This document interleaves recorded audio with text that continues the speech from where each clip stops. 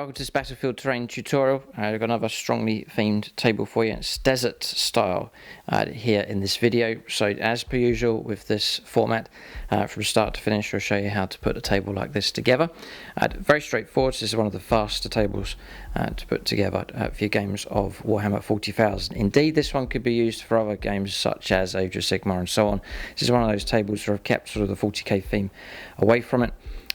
Just so it's something far removed from the regular 40k tables, so to make things interesting for your games of 40k, but easily could play Age of Sigmar on here as well. So the bits that are used on this table, I'll put all the links and details in the video description so you can find the different products that have been used here on this table. But as you can see, strongly themed desert style going on here. So nicely themed, something completely different to usual. So this may well be a table that you want to build for your own games of 40k and Age of Sigmar and so on. So we'll build this up starting from the base. As per usual, it's a battle mat here.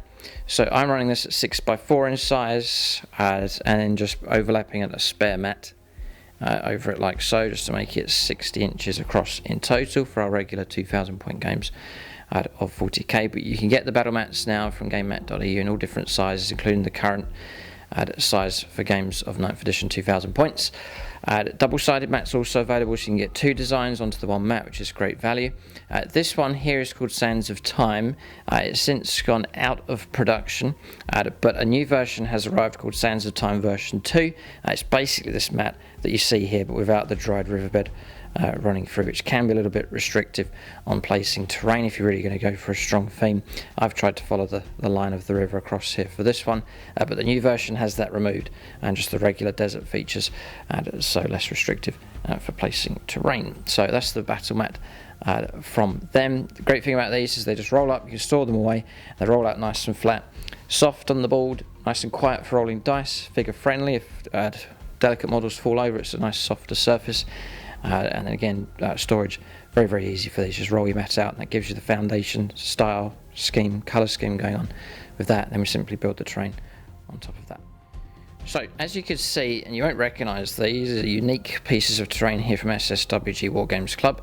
Egyptian style, so this larger building across here, great for sort of obscuring terrain for games in this Sphinx here, so very strong Egyptian style. These are from SSWG. By the looks of them, they had taller metal models on. They're sort of mini dioramas that perhaps have been bought on holiday somewhere, perhaps in Egypt. I don't know where they've come from. But if you search for stuff like this, you can find things like this, places like Etsy, eBay, those kind of places. Keep a lookout for sort of almost, it's like a home ornaments really, these kind of things, and the guys at the club here have removed the models from this because they're out of scale and just simply using the style of these. But Egyptian themed ornaments and things like this are very common, but have a look on places like eBay and Etsy to track something like this down. But it just adds a real nice feature onto the board, sets the tone, lifts the board right up, so these towering features on the board really add to the theme. So I'm going to suggest an alternative to those for you. The first thing we do is place larger pieces of terrain, so place those two. Then for these rocky outcrops, these are from GameMat.eu. So this one here, this one, this larger piece here, it's partially buried under sand. That piece across there. So GameMat.eu have a terrain set. The one that they currently have, which features some of these, is called Desert AOS. So AOS, I guess, standing for Age of Sigmar. So that's a number of these. And then in that set comes these desert buildings. This is an example of one of them. So these, if you've got a number of these, could quite easily replace those on the battlefield. So you're not stuck for buildings if you can't hunt down something like this. So you can use the buildings from GameMat.eu. But that comes as a set, and I'll put a link for that in the video description. But that's going to give you your main pieces of terrain, just to lift the terrain up. These are nice and high as well, so we can use those as obscuring terrain in the game for units to completely hide behind. So when you place those on the board, it doesn't look particularly good at that point. You've got to sort of take the larger pieces of terrain and make them belong on the board to merge them in. So we're using the rocks and stones here and sand just to blend in the larger pieces of terrain into the board itself. As per usual with these battlefield terrain tutorials, just trying to get the whole thing to look like it all belongs together and is all part of the same landscape. So to do that, we're trying to break up this larger formation here and merge it into the terrain. So this is the next stage. To build up again is these larger rocks. They're buried under the sand here, but they're just larger rocks.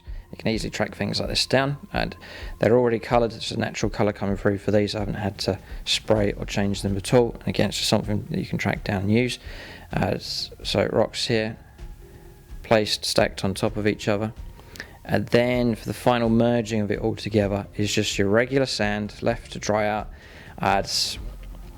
Choose your sand wisely. Some sand comes washed and cleaned, and it takes the colour out of it. Some sand has been sifted and sieved, so you can get very fine. This one here is the rougher kind of builder's sand here, with the coarse sand, which has got little bits of stones and so on in it. I've gone for that rougher, more natural kind of look, as opposed to the hyper sort of refined, where it looks a bit too factory fresh. Try and go for natural sand if you can, but it's a case of then it's good fun just taking a cup and then pouring it down across here, and then running out sort of sand dunes in one direction across the board here. A little bit of sand I've dropped on top of the terrain, a bit on top of this. It's great for merging in the edges, just to again blend it all into the board, but being careful not to pour it everywhere, just leaving the features of the mat showing through to add that interest onto the board as well. And then that result is the effect that you see across here. Also at SSWG Wargames Club, we found a tub of, and I'll pull this out for you, Egyptian themed resin pieces. Again, I don't know what that's from, whether it's actually meant to be a terrain set or like a collectible piece. They've just been sprayed up here in the stone colour and washed with a brown wash. That's brilliant sort of stone effect of those. I've sort of half buried them into the sand like so.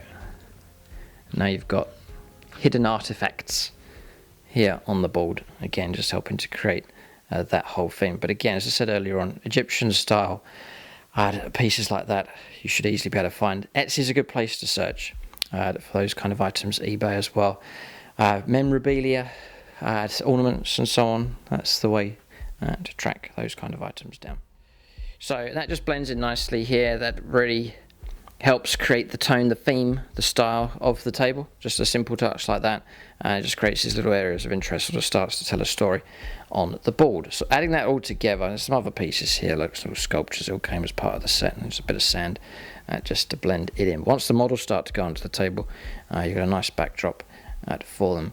And it's great painting up armies, to put loads of effort into them to get the basing done and so on, but to have a backdrop for them to fight on, something nicely themed, really does emphasise the work that's been done on your own models. So really that's it. This is an easy board to put together. The sand effect's easy, just a bucket of sand, some stones, pre-painted terrain, which I haven't adjusted for colour at all, just left them as the colour as they are. That set is painted up in this style currently on GameMat.eu, so that's the colour that you'll get through the post, and they sit nicely on this coloured battle mat. And the key is these stones just to lift the terrain up, so there's areas for units to hide behind and be obscured, and then the sand just to blend the whole thing in.